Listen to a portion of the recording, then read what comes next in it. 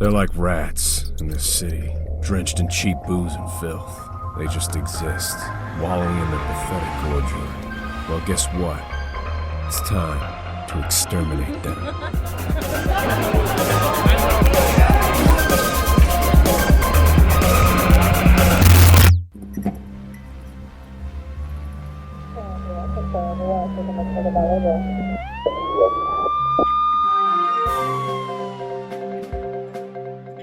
Chaos in an underground nightclub. People killed.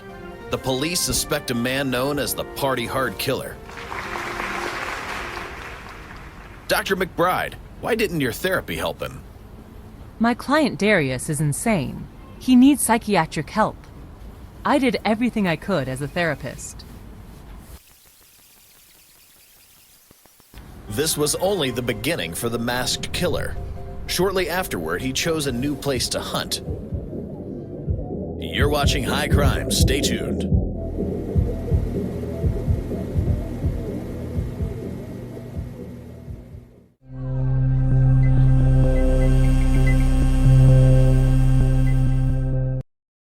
Bedlam at yet another party. Why did he choose this place, Dr. McBride? The pharmaceutical company, APO Inc., from which my patient was recently fired, was throwing a company party there. Who is he looking for? Darius had only one friend at work. His name was Archer. They said on the news he had been hospitalized the day before the party. That must be why Darius headed to the hospital. That night, the doctors at North Genesis Hospital were on strike, so party animals took the place over for their next shindig. If only they knew that, for many of them, it would be their last. So the Party Hard Killer and his friend Archer, what did they discuss at the hospital? They probably had a lot to say to each other about their boss, the foreman. Archer's accident could have caused Darius's paranoia to get worse. According to our sources, the killer's friend Archer was injured by a chemical leak at the factory. He was following the instructions of the corporation's CEO, a man known as the Foreman. Tell us, Dr. McBride, what do you know of him? He was my patient's boss, the CEO of APO Inc. His real name is Frederick Ramirez. This could explain what he did next. After visiting the hospital, the Party Hard Killer suddenly decided to hit the road, find his former boss, and meet him face to face. According to the police, the killer spent the night at a roadside motel, where he got a very unexpected visit.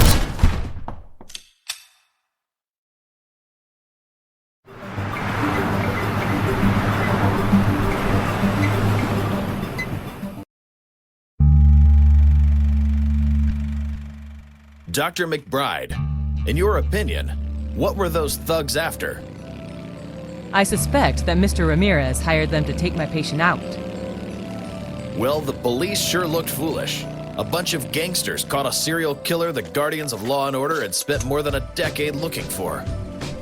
Our correspondents in Fort Centone report that the bikers were planning to finish the Party Hard Killer off. As the execution site, they chose an old amusement park they had taken over and turned into a hideout.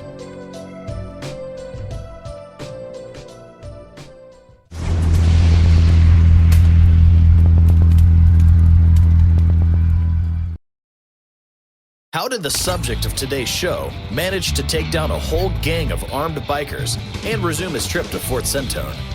No one knows for sure, Dr. McBride. And yet, why didn't the foreman tell the police that his life was in danger? I believe the foreman wasn't just afraid of Darius's knife. He was also afraid of what he might say. What do you mean? Until now, I thought Darius had made things up. He used to tell me that, under the direction of Mr. Ramirez, APO illegally manufactures and distributes a drug called Rhino. It's supposed to be more potent than almost any other narcotic known to science. That's unbelievable. Darius is convinced that Rhino causes an extremely intense euphoria, as well as a physical addiction that is almost impossible to overcome. Our guest is claiming that the pharmaceutical giant APO is allegedly one of the largest underground narcotics manufacturers in the country. Is this true, Dr. McBride? You said it, not me. You have no idea what kind of man he is. or how many lives he's ruined, including mine. It's enough. I need to meet with him.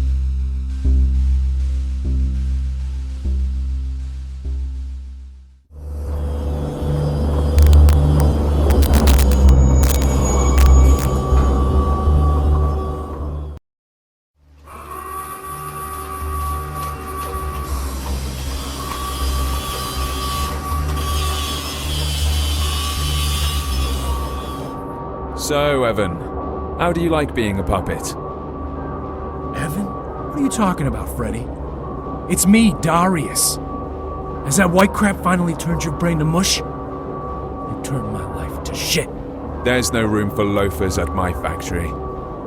Testing drugs was one of your responsibilities. Are you expecting me to apologize? You hooked me on that damn rhino of yours. People toil away 12 hours a day for you, and you ruin their lives with that goddamn truck. Listen, I think you'd better discuss your addiction with your therapist. She's the only one who tried to help me.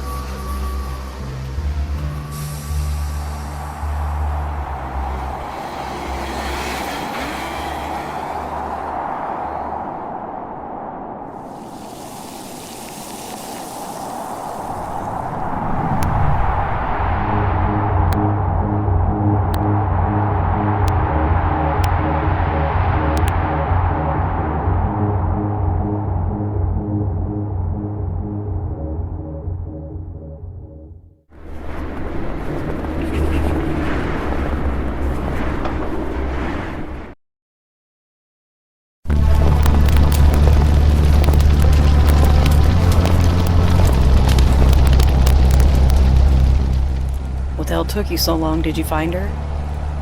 She isn't here. Crap, where are we going to go now? The lab isn't too far from here. Come on, Marina, let's go. Don't rush me, baby bear. I can't stand it.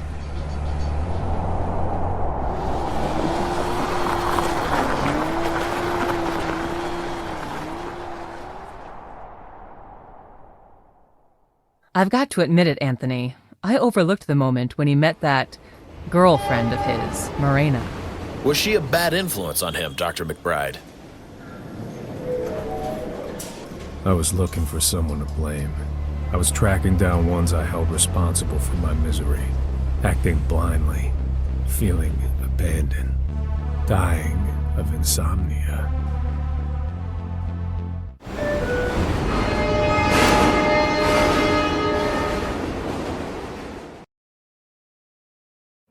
I met her on the subway.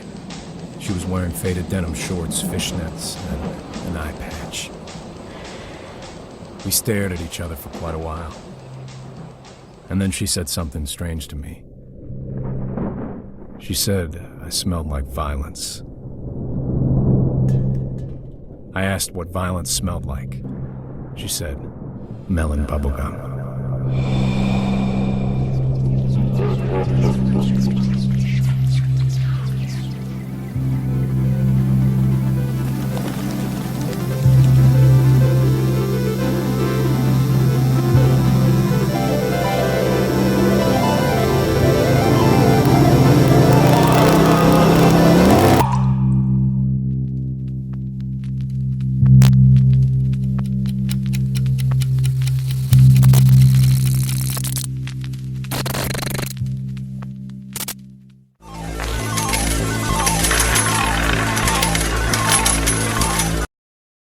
This city is filled with sorry excuses for human beings. Absurd caricatures. They need to be painted red. Except for her. I'm not touching her essence. But it's 3 a.m. already, and his glass needs to get red. One way or another.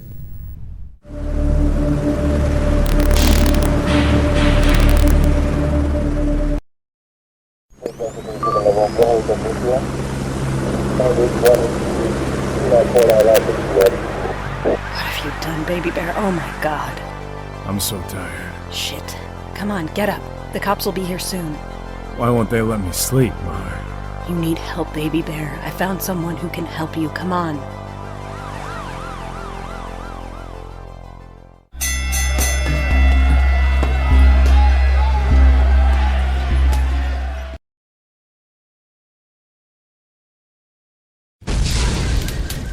We saw a silhouette. It was a hooded man sitting motionless in an alley. I had no idea why we were walking up to some bum, but suddenly Marina said the name Darius, and I realized she was talking to the bum. And then he spoke. He said his name was John West, and he was also DeLuise McBride's patient. He didn't remember when he put on a mask, took a knife, and started stabbing people at parties. But he remembered some kind of drug McBride gave him, something that caused Darius to grow inside of him. He told us about a girl who meant everything to him, but ended up becoming just another victim for his inner Darius. After her death, he became aware that there were two different people inside of him, so he went into hiding for 10 long years, until the beast awoke and ordered him to wipe out the corrupt police. After John took the cops out, he finally broke the cycle and realized that his alter ego, the knife-wielding beast, Darius, was only there when McBride's drug was running through his veins. Who am I? What did she make me take? John gave us an address. That bitch has been testing her drug in an old hotel in the mountains. It's time for her to meet me, my Darius, and the blade of his knife.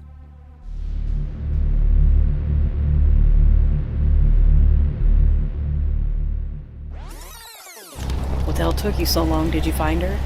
She isn't here. Crap, where are we going to go now? The lab isn't too far from here. Come on, Marina, let's go. Don't rush me, baby bear. I can't stand it.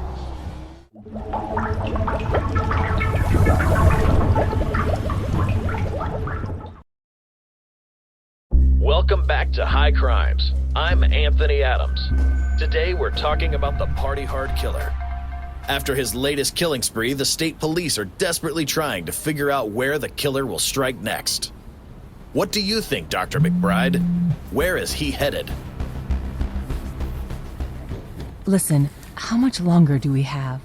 What? I have to go. Sorry. Are you serious? This is a live broadcast. My plans have changed. I'm sorry, but I have to go. Thank you, everyone. Tell them who the pale gentleman is. Hello, Evan. Listen, I know that you have the resources to deal with your rage. And you've got the human resources to eliminate your enemies in the drug business. Evan, you need to calm down. Evan, is it? Why not Darius? I made you forget about your miserable past. You ought to thank me for that. No matter what you might have found in the lab, it's useless against me. This all runs deeper than you think, weakling. No deeper than my knife in your flesh. If I tell you to stop, you will. Darius, drop the knife. Now. No. Your damn show doesn't have a proper ending yet.